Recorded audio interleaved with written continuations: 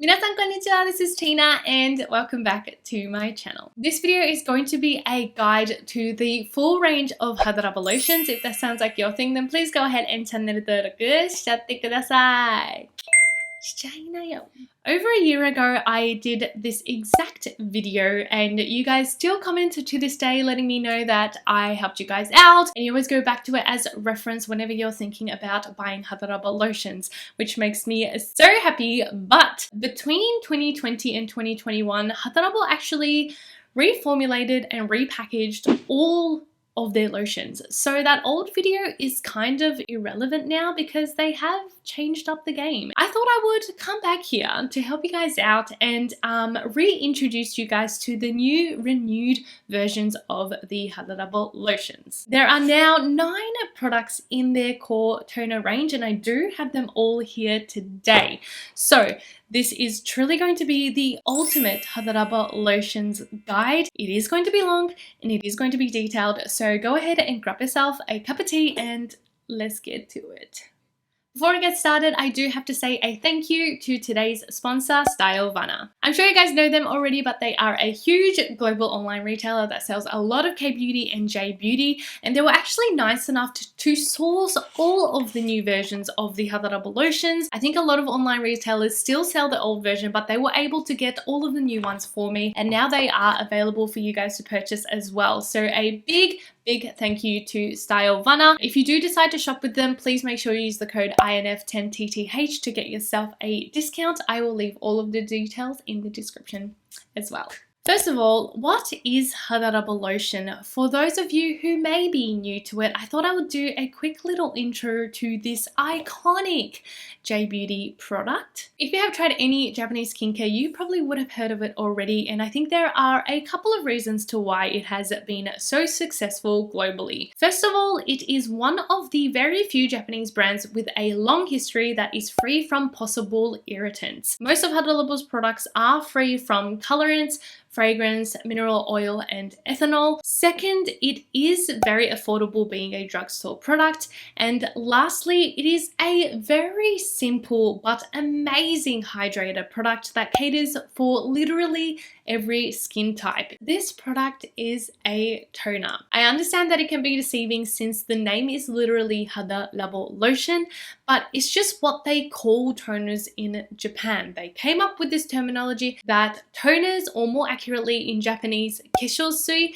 is going to be translated to lotion in English. So use it as a toner, use it in your toner step, and then wear moisturizer afterwards if you do usually wear moisturizer after your toner, which you should be. So what is different compared to the old range? The most obvious difference is the packaging. The bottle itself is actually the exact same material, same design and all that, but the label has had a bit of an update and I personally like it. It has been a bit more simplified. I feel like it used to be kind of cluttered with information that we don't necessarily need, so I do like the updated packaging. Also, most of the products have had a slight update in formula and change in ingredients, although in terms of user experience I feel like it is the exact same. Like, texture and the application is like the same. So if you're worried about that, I personally could not tell a difference. And also they have added paraben free to the list of things that the products are free from, which is kind of interesting. What are the different types of HADA LABO lotions? As I said at the start, there are 9 different types of products, which I feel like most brands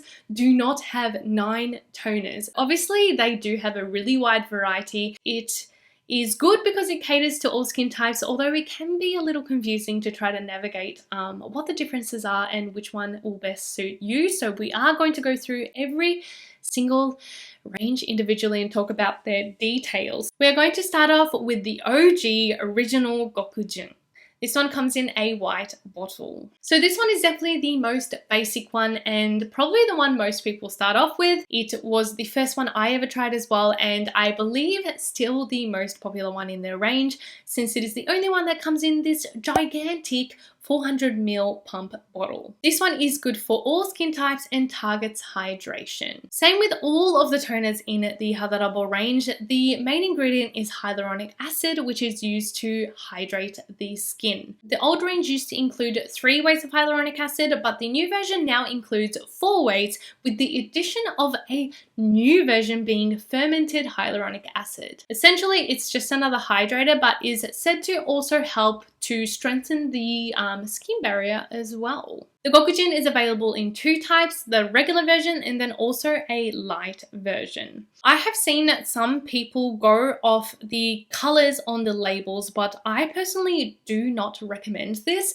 because these colors do come off and not all retailers are going to sell it with this sticker on it. So once it's off, there's actually no indication on the bottle if you go off of the color. To make it even more confusing, they have changed the color since the old versions and the new versions. It is just all hella confusing, so I do not personally recommend to go off these colors that are on the labels. Instead, I do recommend looking at the actual bottle. With the new bottle, the light type is written on the front of the bottle here and then also again on the back of the bottle. The regular version does not have that labeling, so if you see this little blue highlighted text on the front and the back, that is the light version. And if all that is still confusing, go off the English that is on the label. They actually include a very short English description now. The light version does have a water-like consistency, so I would recommend it for those who don't like that viscous or tacky texture on their skin. The regular GOKUJYUN does have a slightly thicker texture, which is kind of like the signature of HADA LABO Lotions. It does kind of have that slipperiness to it, especially compared to its lighter counterpart. Although the ingredients are generally the same between these two, the regular version does have the addition of glycerin. Next is GOKUJYUN Premium. This one comes in a gold bottle. This one is definitely the richest formula out of the full range, so it is best for people with dry and dehydrated skin since it targets hydration and replenishing moisture. Now, she is thick. This one has a serum level thickness to its texture. It kind of has that goopy, slippery texture that's similar to like snail mucin products. You can even see when I tip the bottle, like how slow that drips out. If you want something that's going to replenish your moisture and hydration quickly and fuss-free, this one is amazing. Literally just apply this and then moisturizer and you're going to feel plump and hydrated even without a serum. This one does only come in 1 type since it's more of an extension of the white GOKUJYUN. And now this one has 7 weights of hyaluronic acid compared to the old one only having 5. Moving on to the SHIROJYUN range. This one comes in a white or clear bottle with a light blue label. This one is the one that I have used the most and the one that I repurchased the most when I was living in Japan, although it seems that this one has the biggest change compared to the old version. This one is great for people who have dull or uneven skin, and it does target evening skin tone and maintaining breakouts. Where the old version used arbutin as the key ingredient to help brighten and even out skin tone, it has now switched to tranexamic acid being the key ingredient. They also now include hatomugi, also known as koiku, which is seen quite often in Japanese skincare to help with evening skin texture and maintaining clearer skin. So this one does seem to be focusing on prevention of uneven skin, whether it's to do with the actual tone and brightness as well as the texture. In the past, they literally never talked about it, but now even on the sticker label it does say hada are nimo, which hada are literally means breakouts. So they recommend this one for uneven breaking out skin, which is very interesting because it was just not a thing before. This one is also available in 2 types, the regular version and then also a rich version. The regular version is the more watery one. It is a more lightweight texture and doesn't have that kind of slipperiness to it. So even if you have oily skin, it will feel really nice and refreshing. In English, it reads whitening lotion. So I also get this question a lot, but whitening in Japan means brightening or evening out skin tone. tone. These products do not have any ingredients that are strong enough to actually whiten your skin if you do have darker toned skin. So please do not worry about that. It is just going to help to even out your natural skin tone. Now the SHIROJYUN Rich version does have a slightly thicker texture and is better for people who do have drier, dehydrated skin. On the front it reads Shittori type, which Shittori means rich. And then also on the back it says it again and again in English, whitening lotion rich. Now moving on to the SHIROJYUN Premium range. They come in a dark blue bottle. The SHIROJYUN Premium is best for dehydrated and pigmented skin, and it does target hyperpigmentation. Are you confused yet?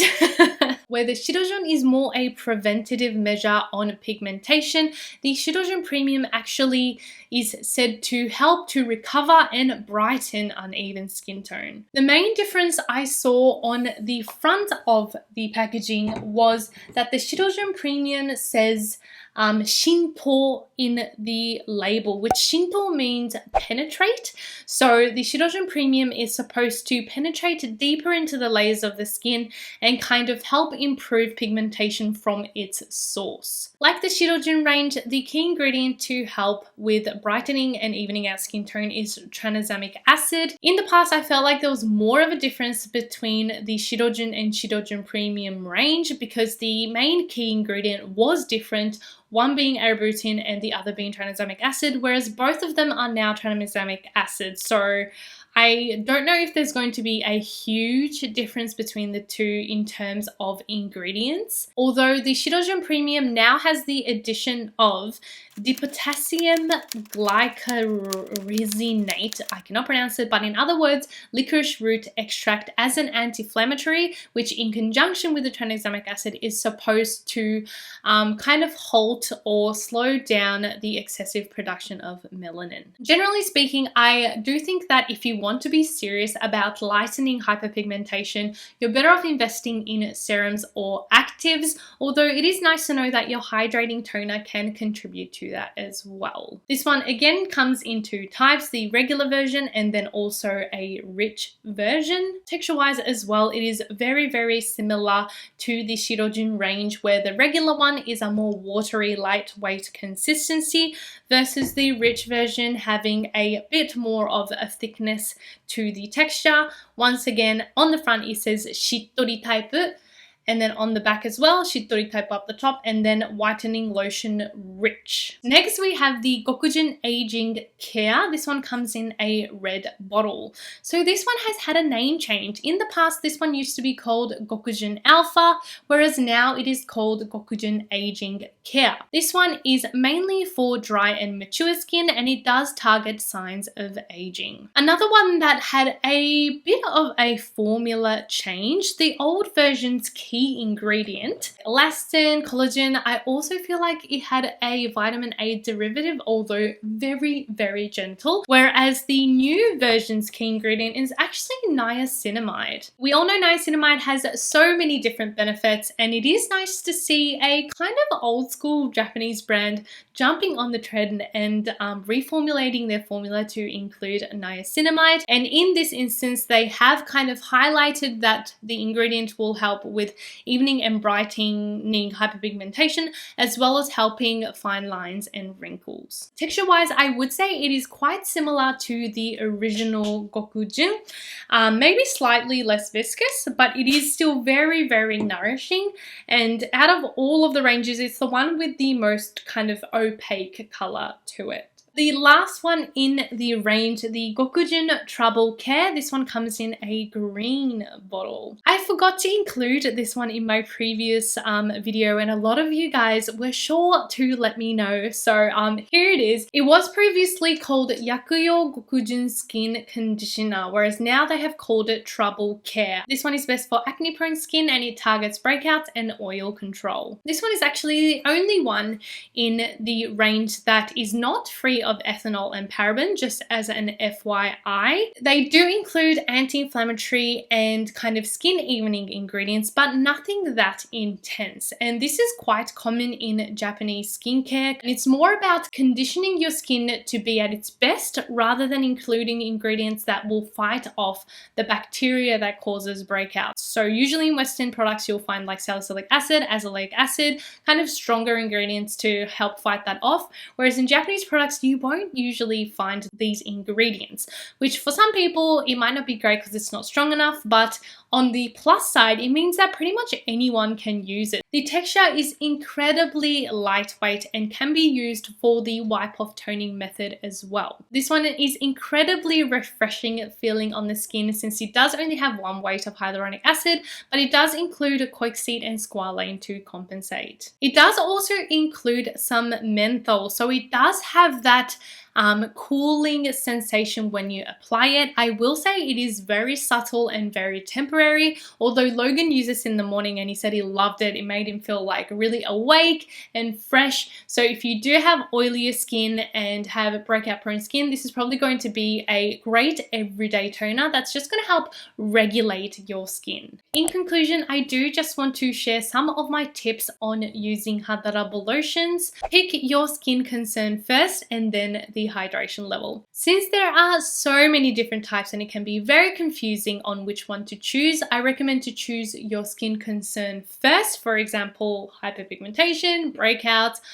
aging concerns, and then choose the hydration level, whether you want to go for a lighter or richer formula. Do not use a cotton pad when applying these toners. Other than the Trouble Care one, in general, the HADA LABO Lotions are recommended to apply in your palms and then directly onto your skin, since it does have that slightly viscous texture. Also, apply on slightly damp skin. As with other hyaluronic acid products, by applying it on slightly damper skin, it's actually going to boost the efficacy of the hyaluronic acid, and it'll also help to reduce that sticky, tacky feeling that hyaluronic acid products can leave. And lastly, use them on your body. They are a affordable yet effective hydrator, and a little goes a long way, so you can always layer it before your moisturizer to get that little bit of extra hydration on your body too. Well, thank you guys so much for sticking with me through this video. I know it was information packed, but I hope it helps you guys out whenever you're thinking about purchasing the HADA LABO Lotion / toners. If you do want to check out the old one, I don't know why you would want to, but just for shits and giggles, if you want to check out that one,